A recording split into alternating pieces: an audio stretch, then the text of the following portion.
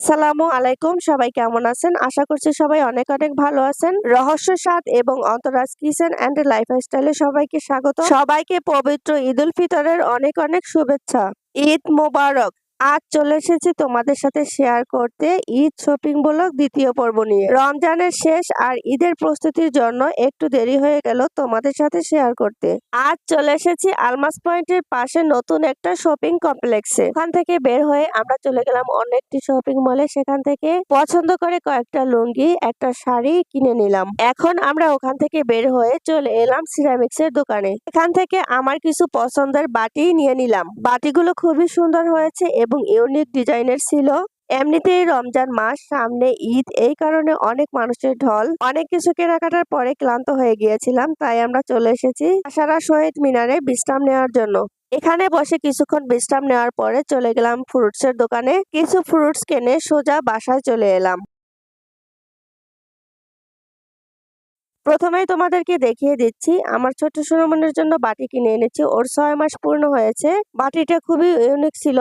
বাটির সাথে দুইটা চামচ ছিল, একটা ছিল মেলামাইন এবং আরেকটা ছিল সিলিকনের। শাশুড়ি মায়ের জন্য একটা শাড়ি কিনে এনেছি। শাড়িটা ভীষণ ভালো লেগেছে আর মনে হয়েছে এটা তাকে পরলে খুব ভালো লাগবে। এরপরে কিনে এনেছি দুইটা লুঙ্গি, এটা হচ্ছে আমার শ্বশুর আব্বার জন্য।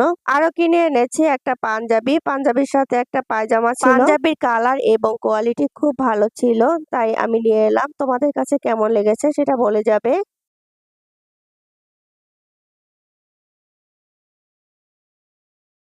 এরপরে কিনে এনেছি একটা বেড ম্যাট আর কিনে নিয়ে এসেছি একটা অলিভ অয়েল তেল। এই সাফি অলিভ অয়েল তেলটা খুবই ভালো, বেবির স্কিনে খুব ভালো যায়, তাই এটা কিনে নিয়ে এলাম।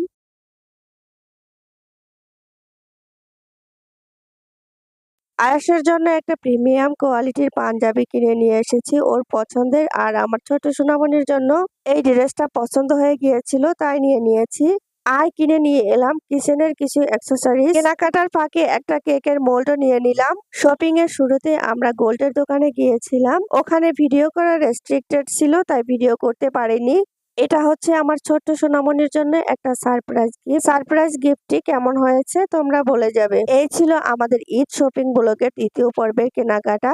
আমাদের এই কেনাকাটাগুলো কেমন হয়েছে সবাই কমেন্ট করে জানাবে। সবাইকে আরো একবার ঈদের শুভেচ্ছা জানিয়ে শেষ করতে যাচ্ছি আজকের ঈদের দ্বিতীয় পর্বের কেনাকাটার শপিং ব্লগ। আজ এ পর্যন্ত। সবার জন্য অনেক অনেক শুভকামনা রইল। সবাই ভালো থাকবেন, সুস্থ থাকবেন। আল্লাহ হাফেজ।